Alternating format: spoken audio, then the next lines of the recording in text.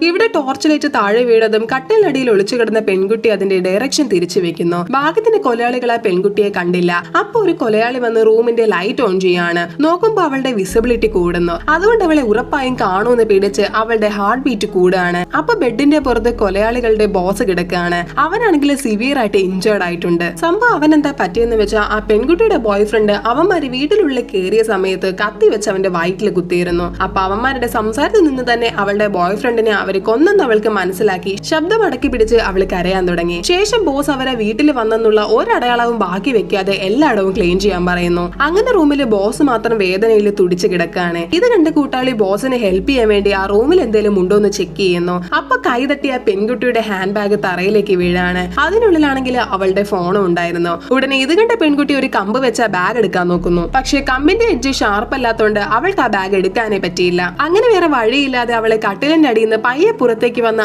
ആരും അറിയാതെ ബാഗ് എടുക്കാൻ നോക്കുകയാണ്. ആ ടൈമിൽ ബോസിന്റെ കൈ സൈഡിലേക്ക് വീണ് അതിന്ന് ബ്ലഡ് അവളുടെ മുഖത്ത് വീഴുന്നു. ഉടനെ പേടിച്ചവള് ഉള്ളിലേക്ക് പോയി ഫോണിൽ ഹെൽപ്പ് മെസ്സേജ് അയക്കാൻ നോക്കുന്നു. പക്ഷെ അപ്പോഴേക്കും ഫോൺ ബാറ്ററി തീർന്ന് അത് സ്വിച്ച് ഓഫ് ആയി പോവാണ്.